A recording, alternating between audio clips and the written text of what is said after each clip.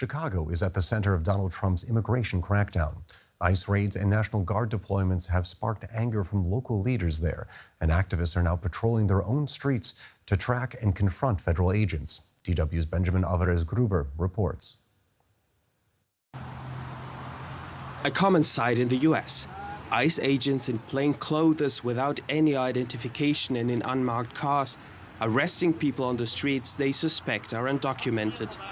These videos show recent arrests in and around Chicago.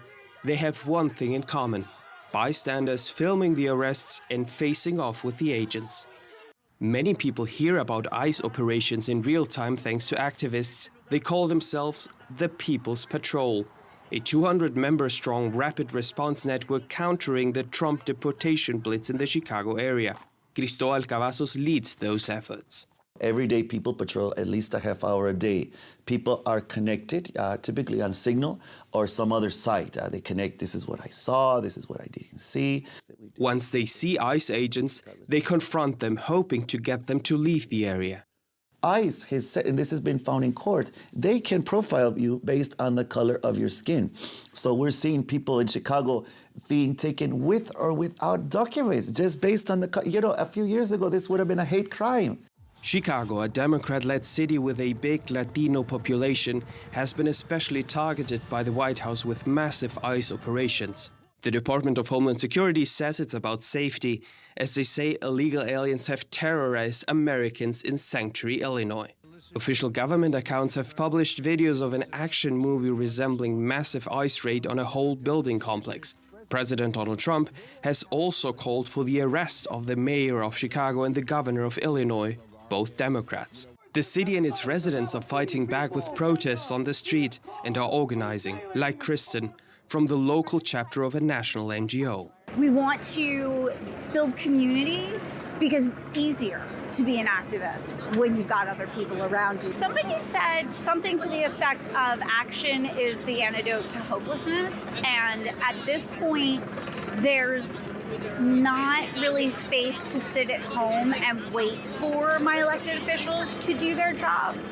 That is also what Cristóbal and the People's Patrol are trying to do. Not waiting for others to act, but taking action themselves. We did a space over here. So if ICE were to come, this is our safe room. Yeah, a private property keep out, no entry without signed warrant. Cristóbal wants to encourage neighbors and companies to think about similar ways to keep their friends and neighbors safe from ICE, vowing to keep resisting what he sees as an unjust campaign against his community. And if everybody does that. DW's Benjamin Alvarez Gruber filed that report for us and joins us now live from Chicago. So, Benjamin, as we just saw in your report, we have local activists attempting to hinder federal agents in their duties. That sounds like a dangerous situation.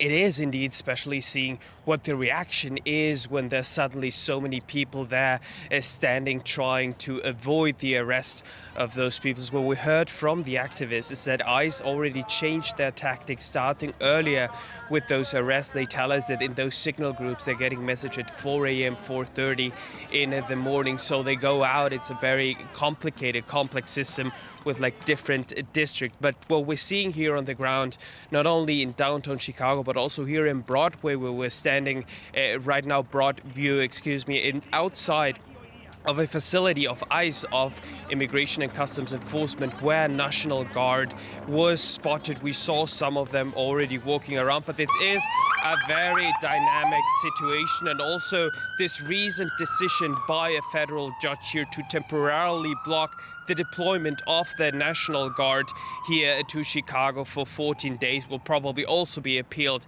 in court. But it's a very dynamic situation here, as we've seen law enforcement, ICE, and also several activists that gathered here only a couple of minutes ago, but now police asked them to disperse.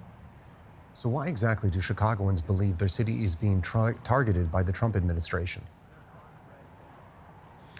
So yesterday there was a huge protest here, around 1,000 people that met in downtown Chicago. We asked several of them exactly that question. They told us not only because it's a Democrat-led city, but also because it's fighting back. The mayor is fighting back. The governor is fighting back. Let's just recap for a minute here that the president of the United States asked for both of them to be jailed. He accuses them of not cooperating with ICE. So the protesters that we spoke to here think that he wants to send a signal. But at the same time, the activists who are here trying to hinder this work by ICE also want to send a signal to other cities in the country. Now, you've seen these ICE arrests in person. What exactly are lawyers and activists saying about agents in plain clothes and unmarked cars? What they say is there is no accountability. If they have face masks on, if they have no badge number to be able to identify them, to make sure that they are actually working for the Department of Homeland Security, that they're actual police officers, because of course it is a crime to pretend that you're law enforcement, but it's really hard to know if someone actually is working or if just pretending to be one of those ICE agents. On the other side, the agency is saying that it's to protect them from a repercussion, from people trying to dox them to find out their identities. There have been several cases of people trying to actually find that out. But they are saying that it is to protect the agents, while others are accusing them of hiding of their accountability of the actions that they are doing. All right, that was Benjamin Alvarez Gruber in Chicago reporting for us. Thank you very much.